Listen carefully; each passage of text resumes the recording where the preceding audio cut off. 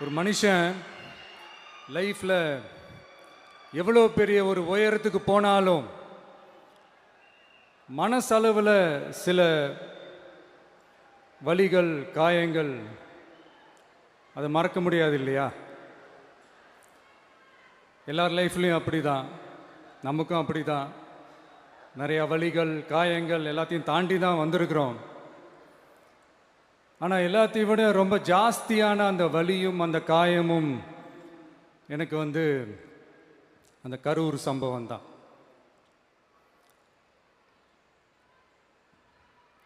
மக்களை சந்திக்கணும், மக்கள் பிரச்சனைகளை எடுத்து பேசணும். அதுக்காக தான் அந்த மக்கள் சந்திப்பு பயணத்தை தொடங்கி திருச்சி, அரியலூர், நாகப்பட்டினம், திருவாரூர், நாமக்கல், கரூர் அப்படின்னு சொல்லிட்டு போயிட்டு இருந்தோம். அரியலூரில் அந்த மீட்டிங் முடிச்சுட்டு பெரம்பலூர் போகிறதுக்கு முன்னாடி அந்த பெரம்பலூர் போலீஸ் எங்களை அலர்ட் பண்ணாங்க. சரிங்க, கூட்டம் கொஞ்சம் ஜாஸ்தியாக இருக்குது, லேட் ஆகிடுச்சு, வராதிங்க அப்படின்ட்டு. So we had no choice. Police சொன்னால் நம்ம அதை ஒபே பண்ணி தானே ஆகணும். அதே நேரத்தில் பெரம்பலூர் மக்களோட அந்த சேஃப்டியும் மைண்டில் எடுத்துக்கிட்டு ஒரு மன வலியோடவே திரும்ப போயிட்டோம். அதுக்கப்புறம் பெரம்பலூர் தொகுதி மக்களுக்கு மன்னிப்பும் கேட்டோம். அதே மாதிரி நாமக்கல் அந்த மீட்டிங் முடிச்சுட்டு கரூர் வரும்போது அந்த கரூர் போலீஸ் எங்களை அலர்ட் பண்ணியிருக்கலாம்ல.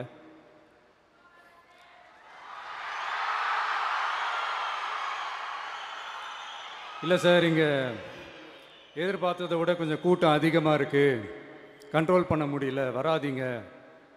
அண்ட் போலீஸ் நினச்சா அவங்க அந்த மீட்டிங்கே கேன்சல் பண்ணலாம். ஏதோ தப்பாக இருக்குது, ஏதோ தப்பாக தோணுது அப்படின்னு நினச்சிட்டாலே they have all the rights to cancel the meeting. எங்ககிட்ட கேட்கணும்லாம் ஒன்றும் அவசியமே கிடையாது. ஆனால் அதையெல்லாம் எதுவுமே செய்யாமல் அந்த ஹைவேல இருந்த அந்த ஸ்பாட்டுக்கு போலீஸே எங்களை உள்ளே கூட்டிகிட்டு வந்து விட்டு அந்த நாடகம்லாம் இருக்கு பாருங்க.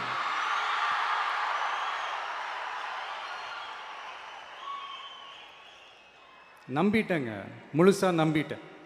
அன்னைக்கு இருந்த அந்த கரூர் போலீஸ் பேசும்போது தேங்க்ஸ்லாம் சொன்னேன் அவங்களுக்கு. எனக்கு தெரியாது இப்படி ஒரு நாடகம் நடக்கும். இதுக்கெல்லாம் யார் காரணம்? இதெல்லாம் யார் சொல்லி செஞ்சது? இப்படி பண்ணுங்க, அப்படி பண்ணுங்க, சப்போஸ் அப்படி நடந்தா இப்படி பண்ணுங்க, சப்போஸ் இப்படி நடந்தா இந்த மாதிரி இன்ஸ்ட்ரக்ஷன்ஸ்லாம் கொடுத்து அந்த ப்ரெஷர் போடுறது யாரு?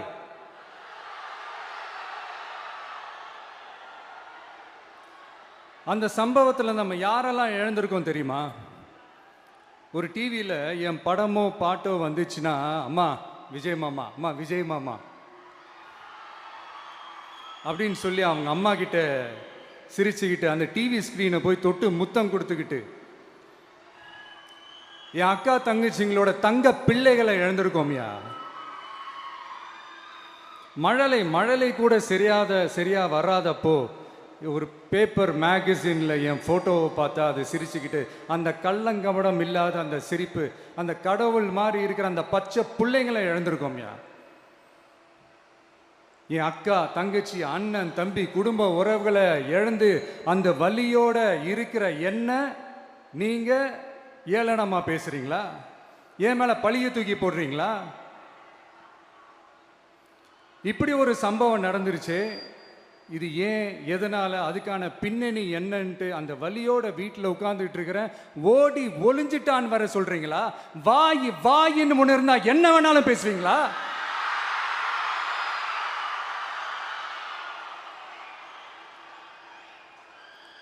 மக்களே, நான் உங்களையே கேட்குறேன், அன்னைக்கு அத்தனை க்ரௌடு இருந்துச்சு, அந்த க்ரௌடுக்கு தகுந்த மாதிரி போலீஸ் பாதுகாப்பு கொடுத்தாங்களா? இந்த இடத்தை எடுத்துக்க சொல்லி நாங்க தான் சொன்னோம்னு ஒரு போலீஸ் ஆஃபீஸர் பேட்டி கொடுக்கிறாரு, அதுக்கு என்ன அர்த்தம்? இவ்வளோ வலி இவ்வளோ காயங்கள் கொடுத்துட்டு பழியை தூக்கி நம்ம மேல போட்டுட்டு அதுல ஒரு அரசியல் ஆதாயம் தேடுறீங்களேயா? இதுல வாய் கூசாம சட்டசபையில ஸ்டாலின் சார் நம்ம மேல திருப்பி விட்டு அங்க ஒரு அரசியல் செய்றாரு, அதுக்கு என்ன அர்த்தம்? நமக்காக வந்திருக்கிற மக்களை காக்க வைக்கிறதுக்கு நான் ஒன்றும் ஆதாயம் தேடுற அரசியல்வாதியெல்லாம் கிடையாது. மக்களுக்காக அரசியலுக்கு வந்தவன் இந்த விஜய்.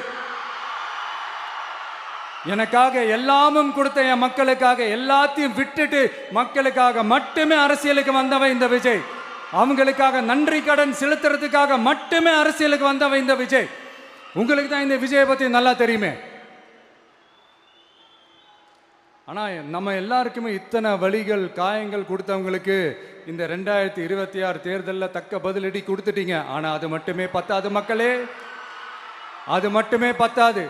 காலகாலத்துக்கும் எழுந்திருக்கவே முடியாத அளவுக்கு நிரந்தரமான ஒரு பதிலடியை நீங்க கொடுத்துக்கிட்டே இருக்கணும்.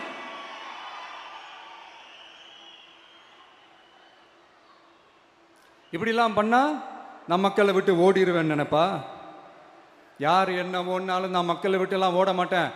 அன்னைக்கும் சொன்னேன், இன்னைக்கும் சொல்றேன், நாளைக்கும் சொல்றேன், தில்லா சொல்லுவேன், கெத்தா சொல்லுவேன்.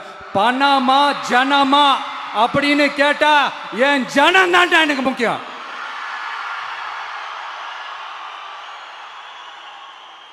மக்களே, உங்களை விட எனக்கு இந்த காசு பணம் முக்கியமா என்ன? இவ்வளோ குறைகள் நம்ம மேல சொல்றாங்களே, இப்ப நான் சொன்ன மாதிரி அவங்களால ஓப்பனா சொல்ல முடியுமா? அந்த தில்லு இருக்கா, திராணி இருக்கா? ஒரு கிடையாது. ஆனா நம்ம மக்கள் அமைச்சு கொடுத்த நம்ம அரச குறைகள் மட்டும் டிசைனா மாடலா குறைகள் மட்டும் சொல்லுவாங்க. ஒவ்வொரு டிபார்ட்மெண்ட்லயும் அந்த பார்ட்டி ஃபண்ட்,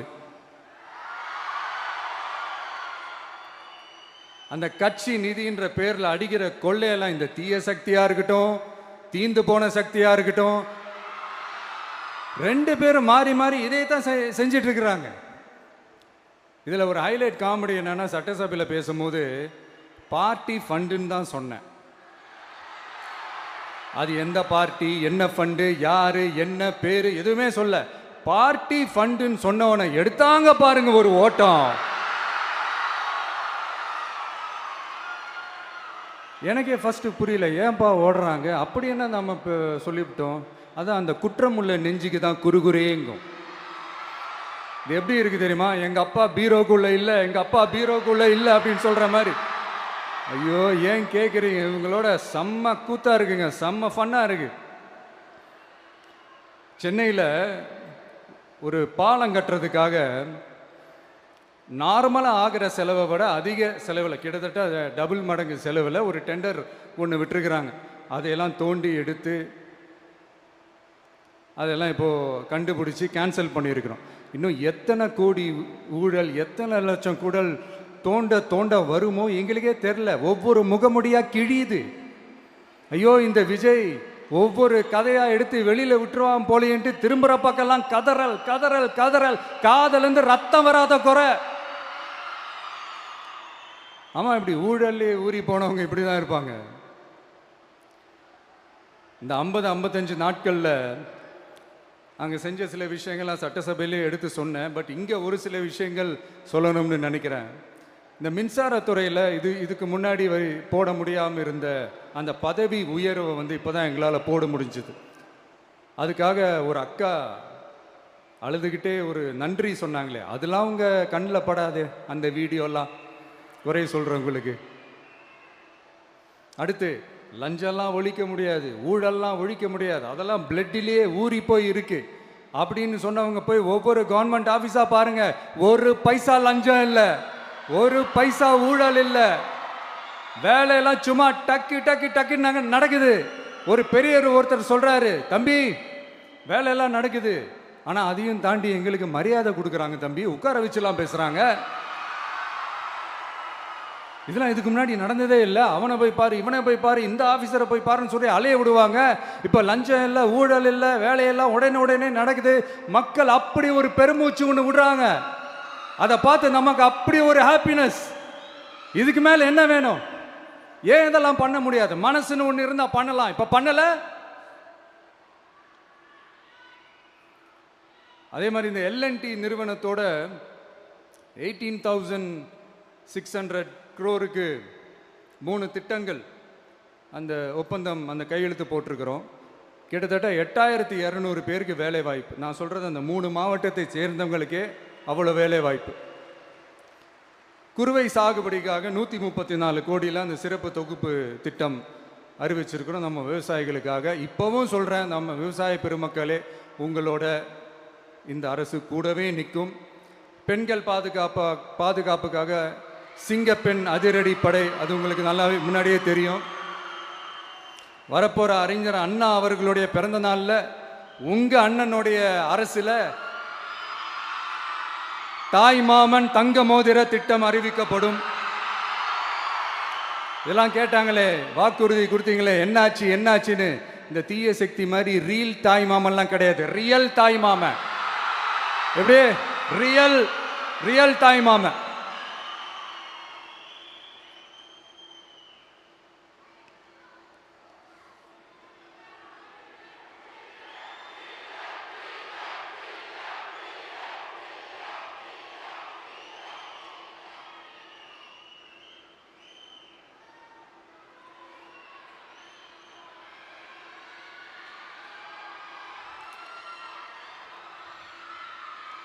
இந்த தீய சக்தியை பற்றி, அவங்க நிர்வாகத்தை பற்றி ஒரு வெள்ளை அறிக்கை ஒன்று வெளியிட்டோம்ல, அது ஷார்ட் அண்ட் ஸ்வீட்டாக சொல்லணுன்னா, ஒரு ஓட்ட பாத்திரத்துக்குள்ளே தண்ணி ஊற்றிக்கிட்டே இருந்திருக்கிறாங்க. பாத்திரம் எம்டியாகவே இருந்திருக்கு, ஆனால் ஊற்றின தண்ணி தான் எங்கே போச்சுன்னு தெரில. கடவுளுக்கு தான் வெளிச்சம். அது மாதிரி இப்போ நம்ம சொன்னதெல்லாம் சும்மா ஒரு சாம்பிள் தான். இன்னும் வரப்போகிற நாட்களில் உங்கள் அரசனுடைய அந்த விஸ்வரூபத்தை நீங்கள் பார்ப்பீங்க. அடுத்து வாயத்தொடங்க சிஎம். அடாடா, உங்கள் சிஎம் நெஞ்சிலேயே குத்திட்டு வந்தீங்க பாருங்க, அதெல்லாம் வேற லெவல். பேசுங்கன்றீங்க, பேசுனா எந்திரிச்சு ஓடிடுறீங்க. இனிமேல் பேச ஆரம்பிக்கிறதுக்கு முன்னாடி என்ன பண்ணணும் அப்படின்னா, ஒரு நண்பர் ஒருத்தர் சொன்னார், மாண்புமிகு பேரவைத் தலைவர் அவர்களே, எல்லா டோரையும் இழுத்து லாக் பண்ணுங்க அப்படின்னு சொல்லிட்டு தான் பேச்ச ஆரம்பிக்கணும் போல் இருக்கு. ஏன்னா பேசிட்டு இருக்கும் போதே எந்திரிச்சு ஓடிடுறாங்க. 5 நிமிஷம் பேசினதுக்கே குளத்தூர்ல கொத்து பரோட்டா போட்டாங்க. இதுக்கு மேலே பேசினா மொத்தமாக முடிஞ்சிடும், பார்த்துக்கங்க. நாம் அரசியல் பேசினா விஜயெல்லாம் அரசியல் பேசலாமா அப்படிங்கிறது. சரிப்பா, நமக்கு எதுக்கு வம்பு, நம்ம பாட்டுக்கு நம்ம வேலையை பார்ப்போம், எதுக்கு அவங்கள பற்றி பேசிக்கிட்டு அப்படின்னு இருந்தால் விஜய்க்கு அரசியலே பேச தெரில அப்படிங்கிறது.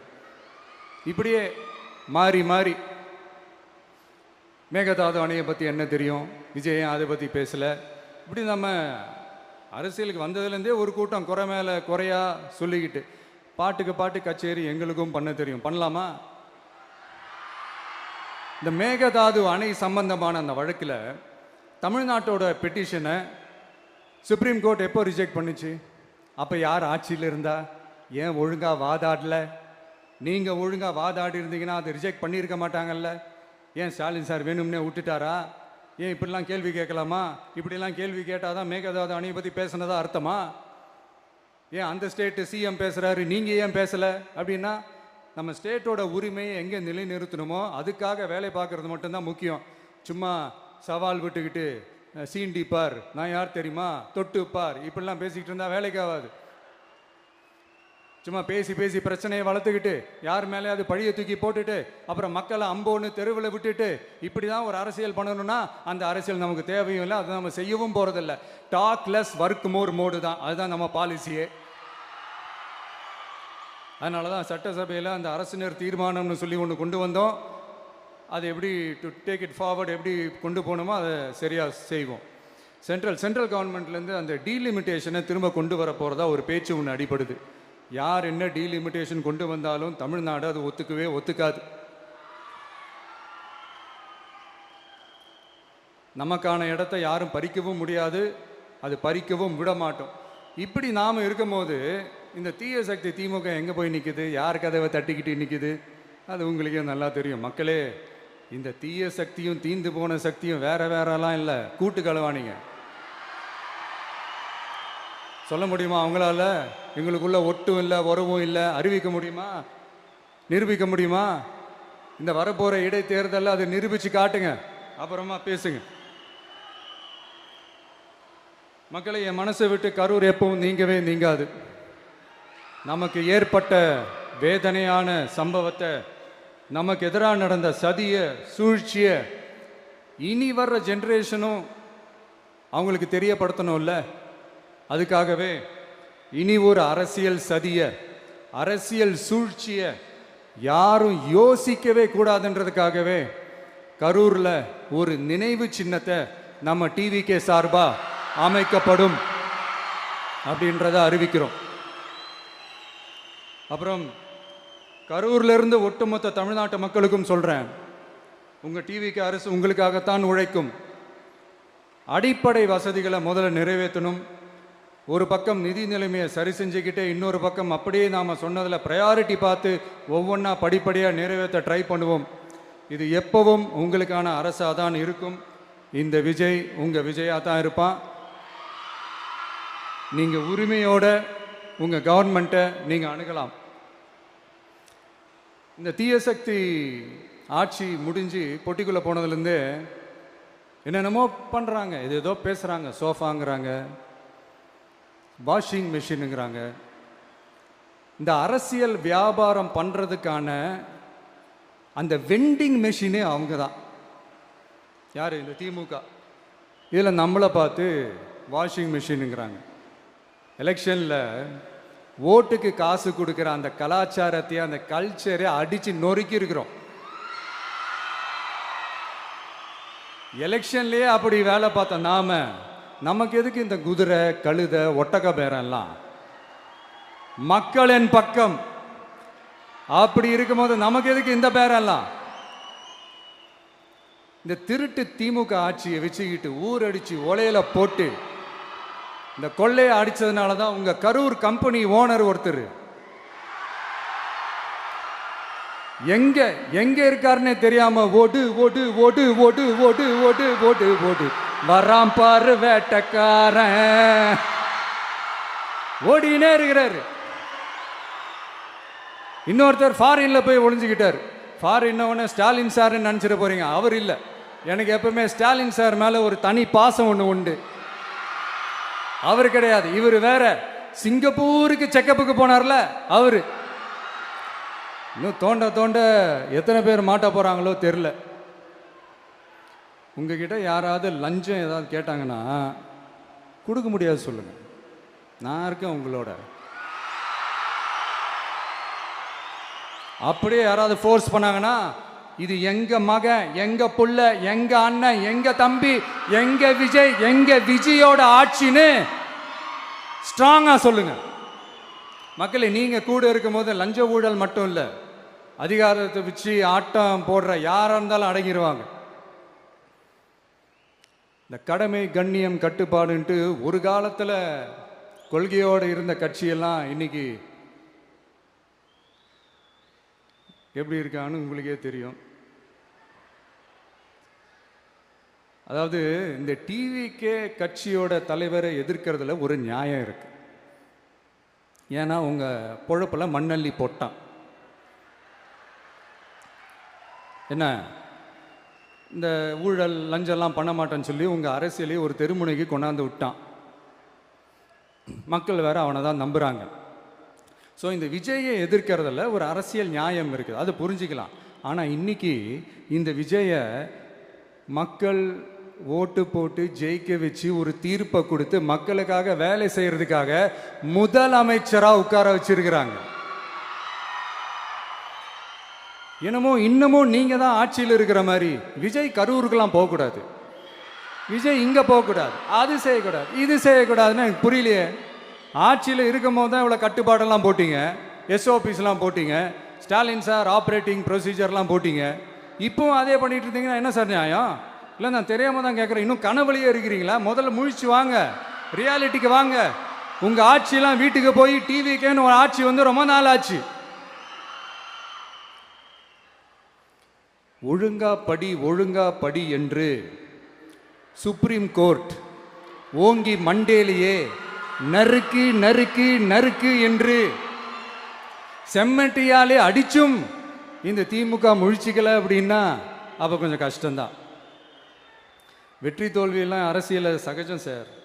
அதுக்காகலாம் வெறி பிடிச்சி இந்த பதவி வெறி பிடிச்செல்லாம் அலைய தேவையில்லை. நல்ல விதமாகவே சொல்கிறேன், நியாயமான அரசியல் பண்ணுங்க. ஓ, அதுதான் உங்களுக்கு தெரியாதுல்ல. இந்த தீய சக்தி திருத்தவும் முடியாது, அவங்களா திருந்துவாங்கன்னு பார்த்தா அதுவும் நடக்க போறதில்ல. அதனால வரப்போற இடைத்தேர்தலில் மக்களே இந்த தீய சக்தி திமுகவை நல்லா வெச்சு வெளுத்து விடுங்க. கான்பிடண்டா இருங்க மக்களே, நல்லதே நடக்கும், வெற்றி நிச்சயம். மீண்டும் சந்திக்கும் வரை நன்றி, வணக்கம்.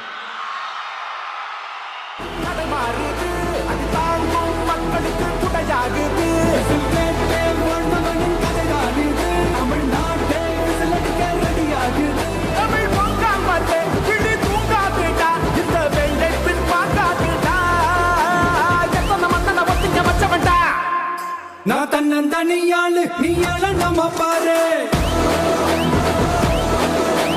கொஞ்சம் நவந்தானா இங்க 8 கோடி பேரு. நிரல போலீஸ் கேட்டு எங்க விசில் சத்தம் கேட்டு நல்ல வந்த பாட நீ விசில் கடி ஓட்டு.